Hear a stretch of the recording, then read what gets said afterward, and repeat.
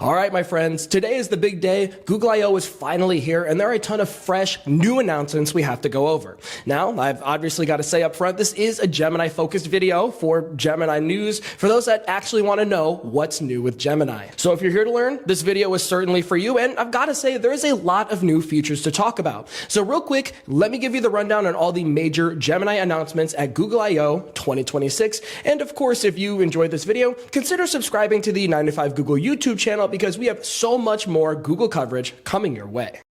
All right, guys, first things first, let's start with what is arguably the biggest announcement of this conference. The Gemini app has gotten a full, complete redesign where quite literally every aspect of the experience has been touched up. Everything from the Gemini overlay panel to the default home screen when you first open the app, the Gemini live screen, the in-chat UI, literally the entire experience from top to bottom has been updated to fit a new design language that Google calls Neural Expressive. As for the basics, this new design language is focused around fluid animations, vibrant colors, haptic feedback, and new topography that tries to make the app feel more alive and dynamic rather than a static, calculated, cold piece of software. One of those aspects really shows in how you receive responses now. Typically, when you ask Gemini for information, you would basically get a wall of text broken up with paragraphs at best, but now responses are given in a much more dynamic way. You get the most important information at the top of your screen, and the most important details are highlighted in bold. You can expect inline images and little UI elements that give you a lot more context on whatever you're asking about. For example, I'm in Mountain View, California this week for Google I/O, and I asked Gemini what are the top 3 landmarks. Instead of getting a wall of text, I got a live map at the top. Each landmark gets its own context card with a real photo and its Google Maps location info, and below that you get a written breakdown with bullet points that organize the most important information in a clean, easy to read way. Basically, this new format makes everything visual and scannable at a quick glance,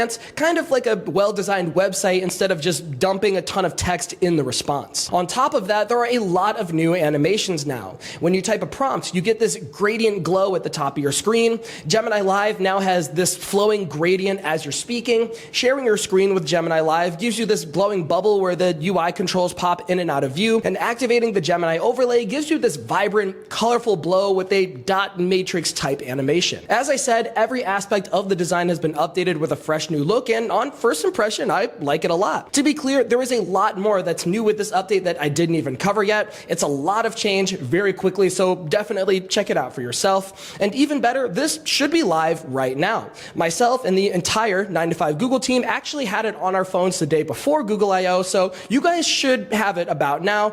Please take a look and let me know what you think in the comments.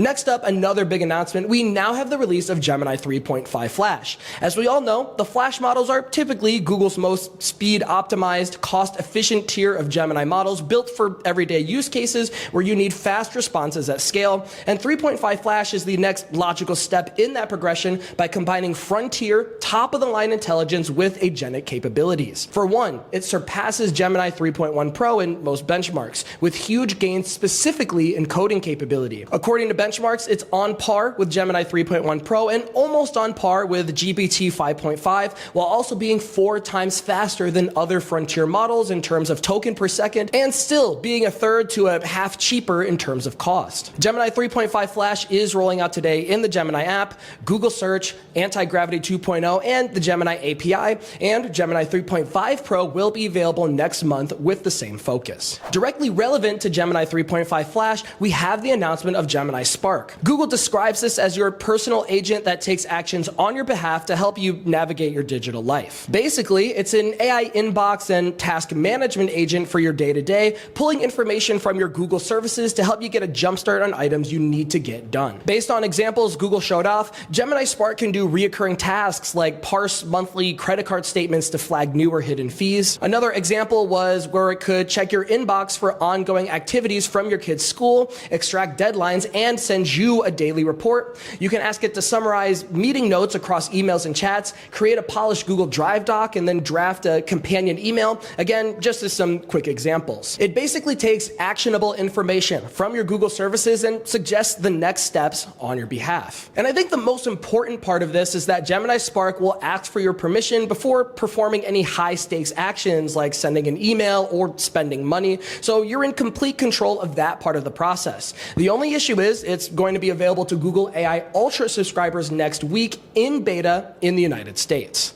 Another new announcement today is Gemini Omni, a new model built right into the Gemini app that combines text, images, and video inputs to generate high-quality video outputs. It's basically like Gemini Nano Banana, but for video instead. You can edit video using conversational language, where you can apply cinematic zooms or swap out backgrounds with a prompt. You can upload your own footage directly from your camera roll and apply built-in templates. And the standout feature here is that you can create your own custom AI avatar that looks and sounds like you, with character consistency maintained across the scenes, which has always been a big issue with these AI video generation tools. That said, Gemini Omni is rolling out today to Google AI Plus, Pro, and Ultra subscribers worldwide. Next up is Daily Brief, and if you watched any of my Pixel 10 coverage, you might actually recognize this feature a little bit. A version of Daily Brief was originally launched as a Pixel 10 exclusive feature, but then was quietly pulled shortly after for improvements. Similar to Gemini Spark, it analyzes your Gmail inbox, calendar, and Google Tasks while you sleep, so that when you wake up, you have a full briefing of your day ready to go. You get a top of mind section showing your most urgent tasks with actionable shortcuts to set reminders, view messages, and draft replies,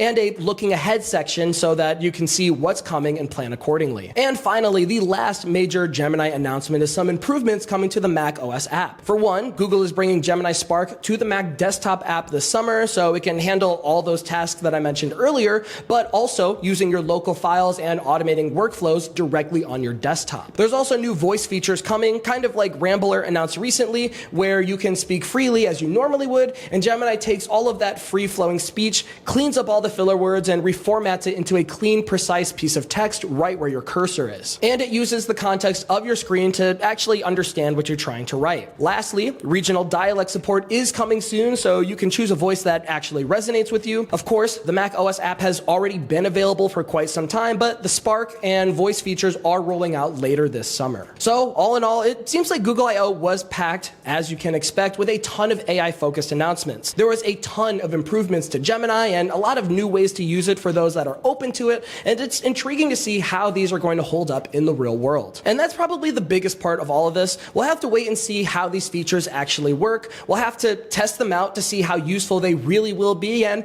maybe we'll do a few videos testing them specifically for you guys, showing them how to use them. So if you do want to see that, let me know in the comments. For now though, that is all the major AI announcements from Google I/O. Leave a comment and let me know which features you'd actually use, if any at all. I'll be reading through all of the feedback. That said, I'm getting out of here. I'm going to enjoy the rest of Google I/O here. So until next time, this is Jordan Floyd from 9to5 Google. Thank you so much for watching, and I'll see you in the next one.